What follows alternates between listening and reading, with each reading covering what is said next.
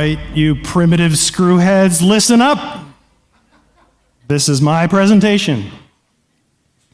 If you know where that's from, you're already ahead of the game. So, pretty short agenda, pretty straightforward. I'm gonna talk about myself, my favorite topic. I'm sorry, Nikto, my favorite topic. A little bit of web scanner history, just in general, some Nikto history, the new release, how you guys can use it and get the most out of it, and a little bit of what's next. So I didn't know I'd have an intro, so some of this is repeated, but I've been a pen tester since about '99 in security, since the mid-'90s, in banking and research, and I've done a couple of things during that time. Written a bunch of security tools, CMS Explorer, DAV Test, and of course, Nikto. And if you want to come out to the summer in Richmond, we have a conference. So I figured I'd start with a little bit of web scanner history, because I find the history of this stuff fascinating and also a little bit being lost, and I'd like to try to preserve some of it. So in the late '90s, we of course got the web. You know, Sir Tim Berners-Lee invented all this mayhem for us. And in 1993, somebody decided that we should add extra functionality, and we got CGI. And it's basically been downhill ever since then. So here's a kind of an abbreviated timeline of some of the early scanners. And I'm purposely excluding some proxies and, you know, other tools like Saint and Satan that did general scanning, and focus on the web security tools here. But as far as I can tell, and with some help from like Jericho of Attrition, the CGI scan.c by Bronkbuster in 1998 is probably the first web scanner. And if anybody has a copy of that, I'd love it. Nobody can find it. Just a later version. That spawned several different variations, CGI check.c by Sewage Shell, and we have a copy of that, and some of the other ones, but a lot of these have been lost to time, and so I'd like to try to preserve them if anybody has them. We also tried a lot to figure out what the first real web vulnerability was, and the PHF vulnerability from '96 was a CGI vulnerability that I think was command execution. That was kind of the first one that was on people's radar.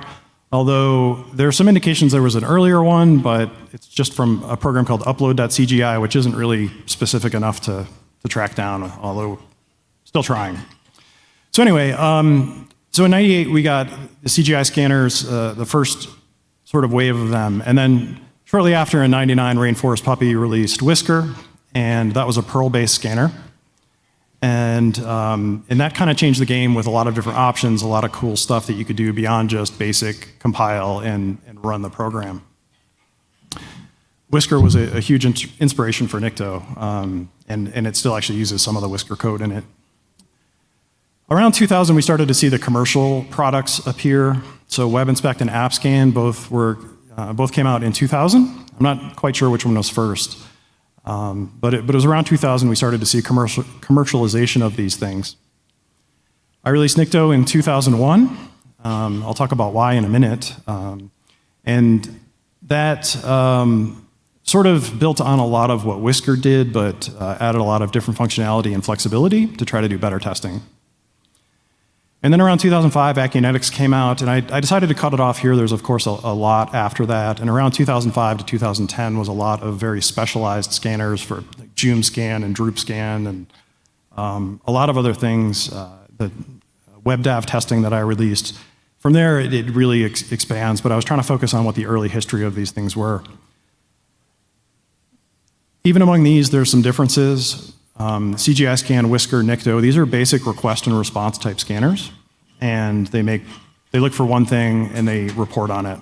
WebInspect, AppScan, Acunetics was a new breed where they're doing crawling and evaluating the things that are there and doing a little more dynamic testing than these other sort of CGI scanners were doing. So as I was saying, HTTP1 is a text protocol, so it's easy for a scanner to make a request, analyze the response, look at the headers, look at the body, anything in there, and make a determination on whether it's something that should be alerted on. That's changing with HTTP2, and H3 is a completely different protocol, and most of these scanners can't handle H3 yet, including Nikto, but I'm not aware of a web scanner that supports H3 at this point. But the scanner makes a browser-like request and decides to do something with the output and matching and determining whether it's something interesting for the human to take a look at. And let's get back just a tiny bit. On the left is the CGI scan.c. This is actually, I think, from a version from 99. It's a little bit older. But you can see this is just a simple C program. Everything is an array. It makes requests to a static path. There's really not a lot of functionality there. Fun fact, it actually still compiles and runs. If we have time at the end, I managed to get it running and get a screenshot of that. On the right is Whisker. And this is the 1.4 version, but as you can see, it hasn't really changed much. This is just reporting the status of each request, and if it's a 200, it might be interesting. This was back in the day when web servers behaved and followed RFCs, and nowadays, if you're doing any web testing, you know that they don't. And so these simple programs were pretty effective, but around this time is when the defenses started getting more complex and changing how servers respond and made it a little bit more difficult to do just simple, okay, it was a 200 response. 200 is okay if you're not familiar, and an indication that this is actually there. So Nikto itself came about because I had needed to look for one file across a corporate network, and I needed to do SSL, which Whisker did not do. So Whisker was easy to change. I wasn't much of a C programmer, so Whisker seemed like a good choice, except it didn't support SSL. And Jeff Forrestall's code is a little crazy. I still don't understand most of it. So instead of doing some modifications there, I decided to write my own thing, and then a week later I had to check for another program. A week after that, another program, and suddenly I needed all these options, and before I knew it, it was a fully fledged web scanner. I did not intend to do that and release it, but here we are. So December 2001, which my math tells me is this year, which is absolutely insane that I have been maintaining this for 25 years. Yes, it's still in Perl.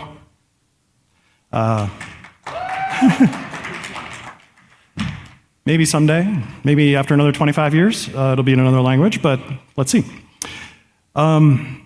I think the first thing I was looking for was an HP ILO vulnerability, that we had those things everywhere in the network and we had to figure out where. And things have just kind of grown from there. I've added a lot of things and taken them back out. I think version 1.10 had Google dorking before it was called Google dorking. Decided, this doesn't really fit in a web scanner, took it out. So there's been a lot of things like that over the years that were relevant at the time and then became irrelevant and gotten taken out. And even with the new release, I've removed functionality that just doesn't really match what we see during testing anymore. So currently, Nikto is looking for over 8,000 different things on a web server. A lot of them are old vulnerabilities, and you may be wondering why you care. I just tested a web app that was built 20 years ago, still running. Yes, it was as bad as you can imagine, but Nikto found things there that other scanners, modern scanners, are not checking for because nobody's bothering to go back and port or change, put some of these old things there. So some of the old vulnerabilities are still valuable, but at some point in Nikto's history, I stopped chasing cross-site scripting and SQL of the day and really focused on things that are valuable to pen testers. So trying to identify admin directories and other things that are interesting. And in fact, Nikto will spit out a lot of messages that say, this is interesting. And in a way that's annoying because it doesn't tell you why it's interesting, but this is meant for a pen tester to run it and, oh, what is /bin? What is this directory? What, that has directory indexing on it. From a programmatic perspective, it's difficult from a program like this to say, here's why, but it's pointing it out to a human. So there's thousands of things that are checked for like that. It'll spit out a lot of version information, which can be helpful if you're looking for, is this outdated? Is this the current version of the program? And let you do some research from there. There's still a lot of default password guessing for, these admin interfaces and different things like that, and a ton of other stuff. A couple of quick facts, or maybe fun facts. In 2020, GitHub did an Arctic Vault program, which archived code in the seed vault up in the Arctic, and Nikto was included in that. So, future aliens can actually come and see this code and wonder what the hell it's for, probably, but it'll be there. So that's kind of cool. And this is the full alien. Most people don't know that he actually has a full body. This was drawn by a guy that I used to work with. I wish I still had the original sketch, but at least I have a good scan of it. So Nikto 2.6 is out, and actually pushed it live yesterday. And as part of this journey of realizing that it's 25 years and I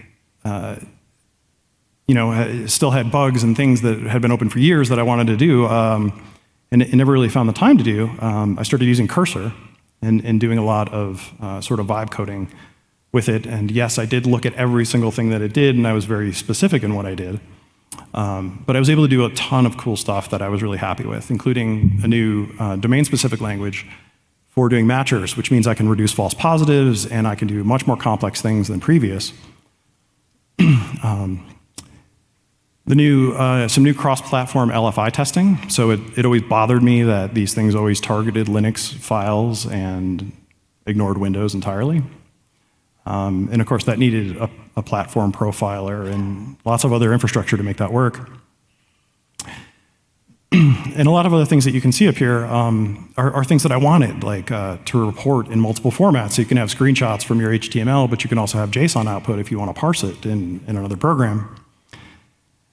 And actually working with Black Hills, I saw more of how consultants are using it and seeing that they're always setting a random user agent and having some difficulty running multiple scans across a lot of different systems. So I just put that in the program because I'm lazy. I don't like to do things the hard way.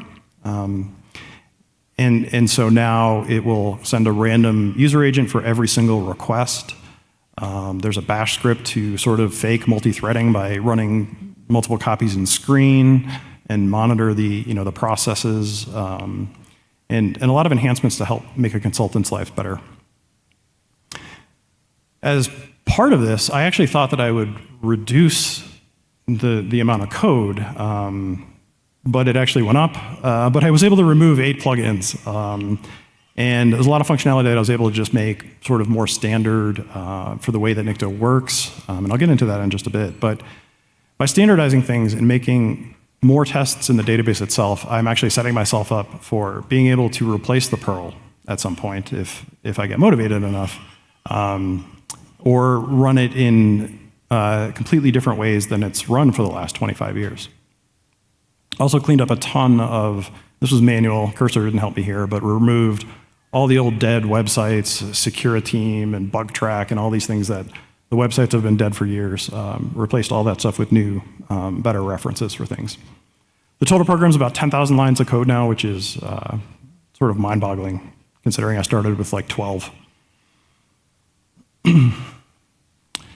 So there's good and bad vibe coding, and I didn't used to remember the get reset hard syntax.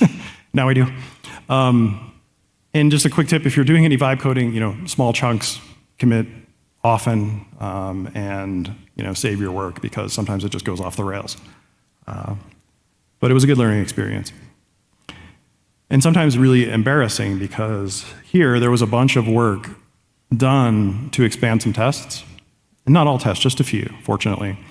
And somebody forgot to actually make use of all that work by executing the tests. And so when I asked Cursor, look for bugs, it's like, you didn't actually do this here. And I was like, that can't be right. That's got to be one in hallucination. But no, it was right. So if you do write programs, it's, even if you don't vibe code, just using them for debugging is really, really helpful.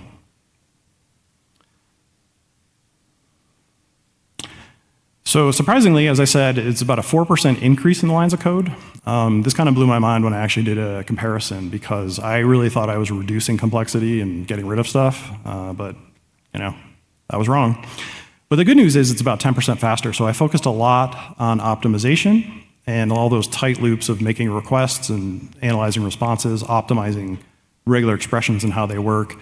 And I was able to get about 10% faster, which I was pretty thrilled about because it's Perl and it's not the fastest language out there.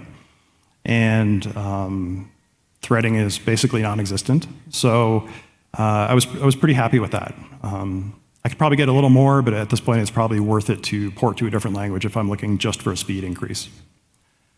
I was able to close every single open bug and issue, which some of them I had opened myself 10 years ago that I should do, like multi-report format, just never got around to it. And just get a ton of things done that I was really being lazy about, and it was just a dream.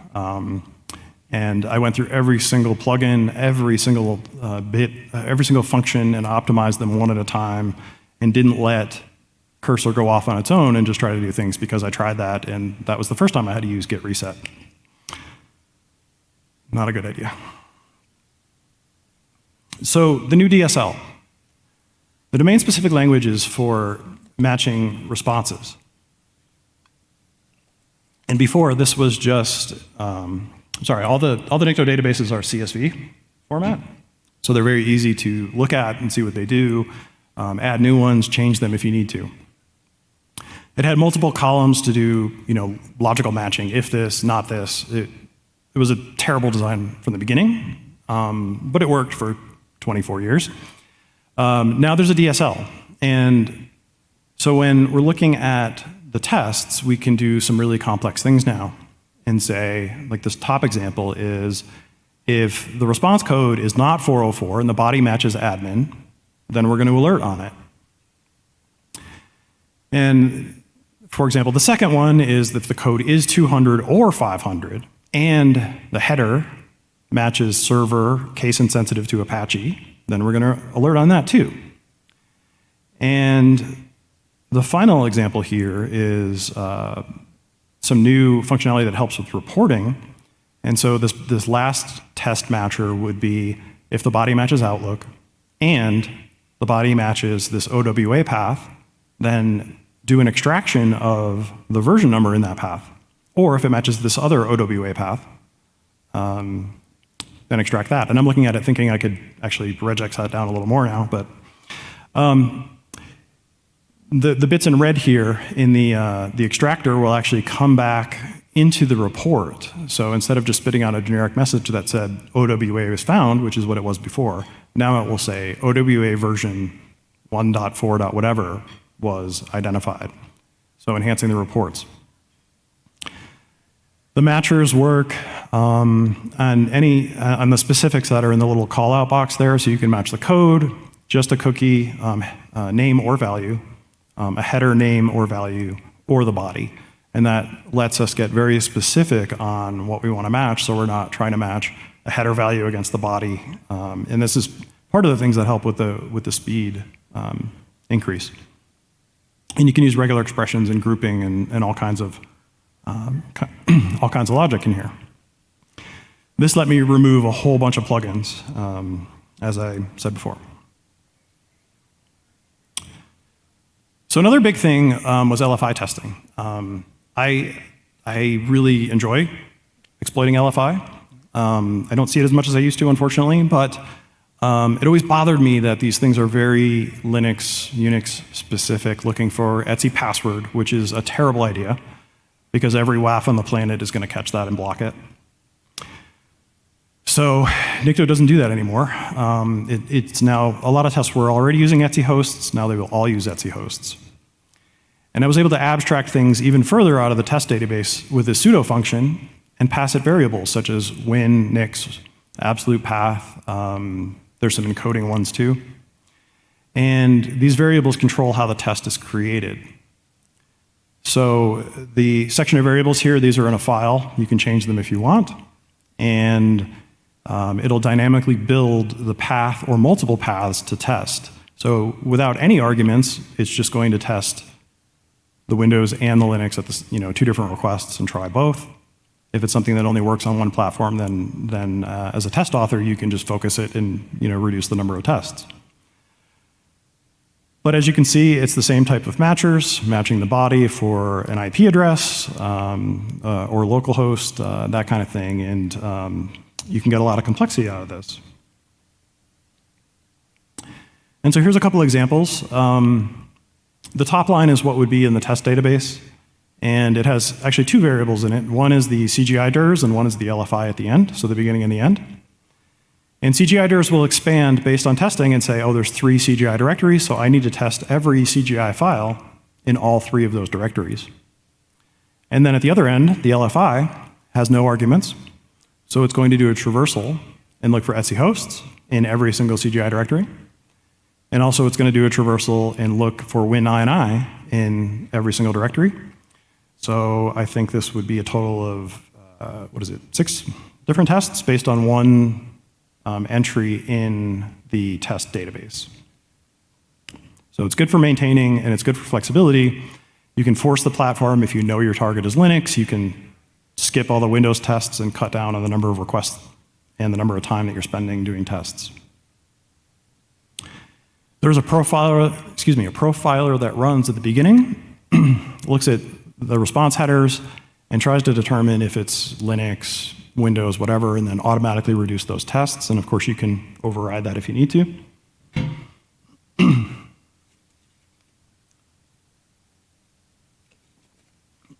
So how do you use this?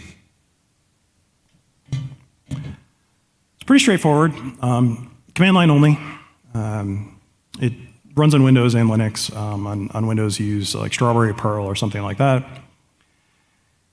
And there's a lot of flags. If you're having a problem, there's probably a flag to help you in your situation. Here, I'm just trying to call out some of the common ones. So, the first one, the URL of the host, you need that, but that can be a host name, a full URL with a directory at the end, and it'll just test in that directory, or just a name. The output flag, you can control your output file name, but a little trick is if you use a dot, it'll just automatically create a unique file name for you. That's based on the host name and the date time. And now you can omit it entirely and just pass the format flag and say, give me, say, -f JSON, and it'll create a JSON file for you and name it properly. So again, just trying to simplify the ways to do this. The save flag is one that a lot of testers don't use, and I think should. What it does is it will create a directory, and in that directory are a text file for each positive response. And that's going to have the raw request and response in there, so you can see what actually happened. It'll have information about the test, and hopefully why it matched. So what was it, a DSL match, or was there some other condition that caused it to alert on this? So it can be really helpful for debugging whether something is real or not. But the really cool thing is that it has a JSON representation of the request. And there is a program called Replay that's in the utils directory. And you can pass it that file, and it'll rerun that request. And it supports a proxy, so you can then capture it in burp, and you can, or whatever, and Kaido, whatever you're using, and look at the request response in something you're a little more familiar with, and use it in tools from there. So I think that's an underused feature that I think testers should start using more. Plus, it's preserving evidence. If you need it to come back later and somebody says, no, this is a false positive, you've got the full response to the test, and you can say, no, look, here's your password file or your host file or whatever, and show it to them. The last two, with any scanner, there's lots of false positives sometimes, depending on how web servers answer you. And with these two flags, you can kind of really fine-tune how things work. So out of the box, it's trying to do its best guess of what a 404 looks like, and then use the DSL to further filter things down. But with these two, you can really fine-tune what's not found on the website. So when I was testing recently, if you were not authenticated, everything came back with the admin page. So using the 404 string, I was able to just put a snippet from the source in there, and then it just treated that as a 404 response for every test going forward. So instead of a full screen of false positives, it actually gave me real results. At the bottom is kind of just an example of using all these flags together. And of course, you can skip everything from the host name on, and it runs just fine, and you can copy paste that output if you like. Another important flag that's not on here is the proxy, the use proxy flag, and you can obviously run that through burp or something like that. But what I've been testing a lot lately, I've noticed Cloudflare is getting really aggressive about TLS stack fingerprinting, and there's just no way to do that in Perl to mimic what a browser looks like. So as of now, if it sees Cloudflare and a few other things, it'll actually spit out a message recommending you use like MITM proxy or burp or Kaido or Zap or something like that to pick up the TLS stack from that, and you'll have much better results using Nikto against some of the aggressive WAFs. So here's just a bit of what the output looks like. Top section has got some host information, and then it gets down into the vulnerabilities or issues. And as you can see, this is what I was talking about. The ADM directory, this one had indexing and just a call out that this might be interesting. And the admin directory identified as WebLogic. So again, this isn't exploiting any of the admin directories in this case, but it's telling you, the tester, or maybe the LLM, who knows, that there's an admin directory here. The ones in the beginning are exploits, some cross-site scripting and some LFIs, that sort of thing. At the end, it should hopefully give you some interesting information to follow up on, manually as a pen tester. So, how can you get the most out of this? In the databases directories where all these things live, you can look at them, you can change them. You can copy out one that's similar and create your own. And if you use a file, just prepend a U to the file, so it's a user database file. Program will automatically load it at runtime and just include it as part of the test. Everyone does need a unique ID, but you can run dbcheck and get some available IDs. It'll spit that out at the end. And you can do more control, just run the test, just run my tests.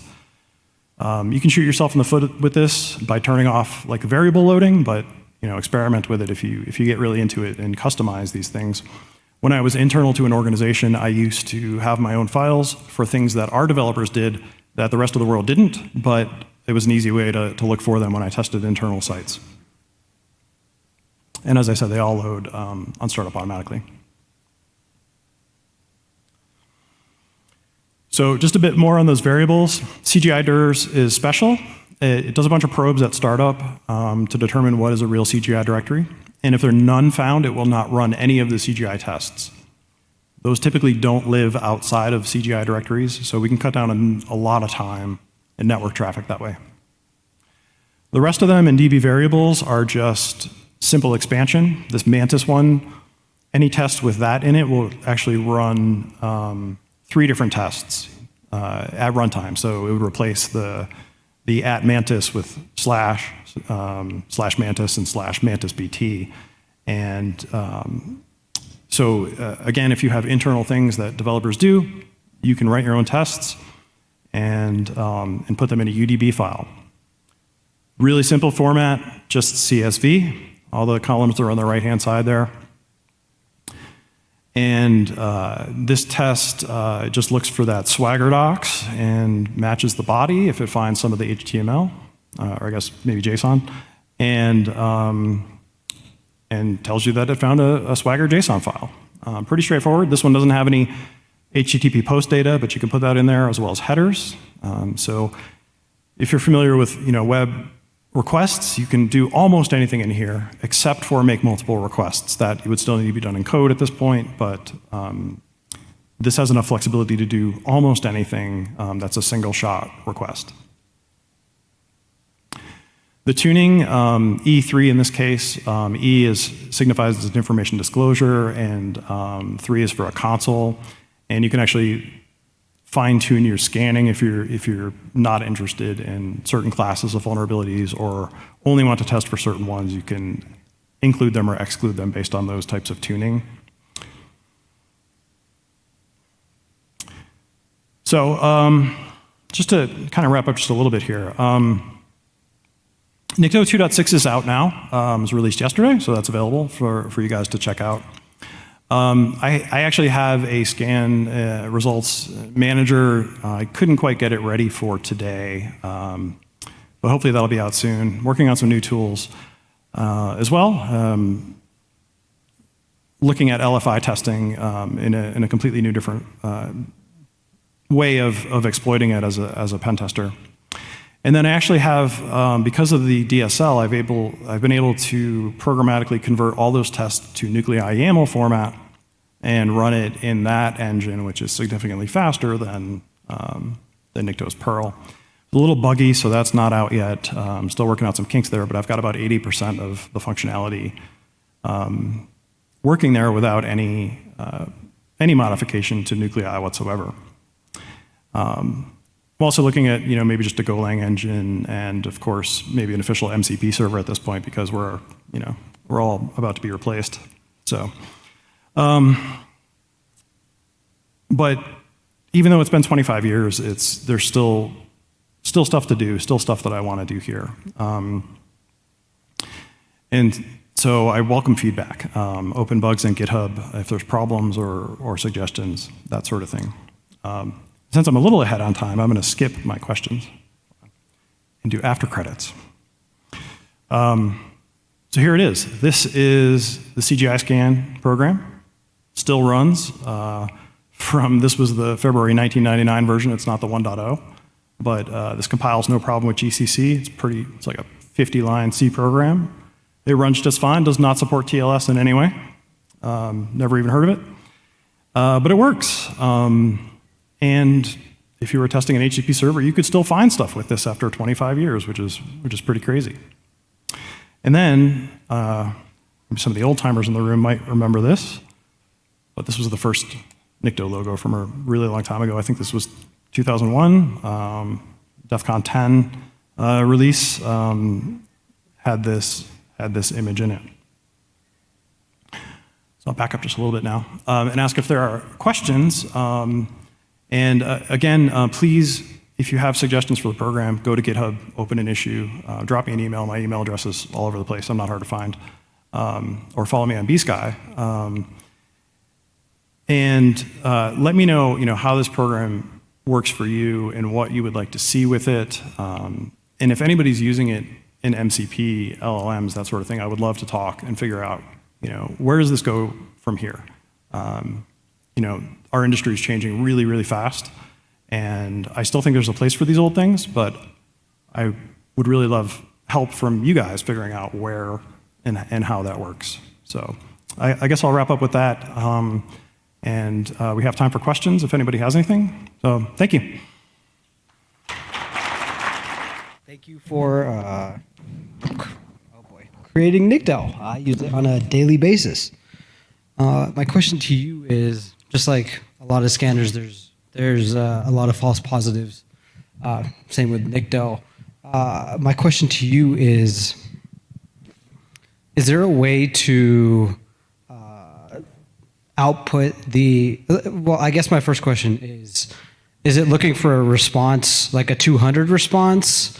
Where are those false positives coming from? Is it following a redirect? How are you getting those results?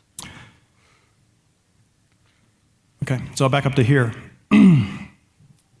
So in the DSL field, okay, this one in particular would match the response body, and it's looking for the literal string of Swagger quote colon, so the beginning of a JSON Swagger thing. So in this particular case, it's looking at the body itself and matching this. So it doesn't care what the response code is. This could be a 500 or a 200. I mean, it's probably a 200, but it only cares about the body. And when I write tests, I try to be as specific as possible and not match 200. There are a lot of tests that just match 200. Okay, especially older ones. I tried to fix a lot of them, but digging up what the response looked like from a 5-year-old vulnerability, let alone a 15-year-old vulnerability, is extremely difficult. And so that's where, let me back up a little bit here. This 404 string can save you. So when you're testing a server, if you see like a ton of false positives, go look for the not found page on the web server, look at the source, and try to find something unique in it that doesn't exist in a real file. A lot of times there's an error message or an error string or something like that. You can use the 404 string, and it'll, even if the DSL matches, it'll still say no. Okay. This is not a real test. So if the DSL is only a 200 OK response, you can still filter it out and actually get much better results by using that type of flag. So, okay, so what, if I'm not mistaken here, it's actually looking at the request body as well, looking for, in what you were just saying, a unique identifier that would say that it's 404ing, for example. Exactly. So here, these are the things that the DSL can look at. So if you're trying to determine if something is a false positive or not, you can look at the test and look at the code, the cookie, the header, the body, and see what did it match on, why did it false positive. So some older tests, it'll just say code 200, and you can look at it and roll your eyes and say, yeah, it's, that's not real, obviously. But sometimes it matches to a very specific string, and you need to figure out, is it really a vulnerability there or an issue there, or is it just coincidental that it happened to match, that type of thing. I usually see those types of false positives and try to fix them, but obviously I don't, you guys all see different things than I do, so. Especially if you see it a lot, then definitely reach out, and I love when I hear about false positives. I can fix them, if people tell me about them, so definitely let me know. Is there a way for that logic to be output for each so that's each finding? So not in the output that you see typically, but if you use the save file option, in that text file, it'll print out the DSL, but it'll also why it matched. And if it was from code, it's a very specific, like, I did this. If it's DSL, it'll say body match, something like that. So it gives you a hint as to why it actually, gave you that positive response. Okay. And the other thing I want to do is, of course, integrate AI into this, right? But I was thinking that replay script is packaging all that up with a prompt that you could send to your, LLM API and say, is this a false positive or not? So it wouldn't be running on every single one, but if you had one that you're like, I don't get this, like just one shot it to your LLM to answer for you. So. And real quick, you said that was if I output the file or output the results to a file? Yeah, well, use the dash save. Go back here. Yep. Dash save. Okay. And that'll give you a directory and everything. There'll be a text file for every single test that matched in there. Okay. And it'll be in there. Okay, cool. Thank you. Yeah, no problem. Thanks. Mr. King? I just want to say in the world of style over substance and marketing names and things like that, it's remarkable. I just realized that 25 years, this is version 2.6. Really? There was never like Nikto 95 or Nikto 2001. And you're still using Perl also. So you're not chasing the cool new thing. You're just developing this tool that's just quietly in the background that is such a core part of pen testing web apps since the beginning. Just wanted to express some deep respect for your work on this and your focus on functionality and embracing AI. It's still Perl, but it's not because it's old. It's because that's not the most important thing to fix right now. So just respect for what you've done here. Thank you for what you've done here. It's a wonderful tool. It's awesome. Yeah, thanks, Brian. Yeah, and I agree.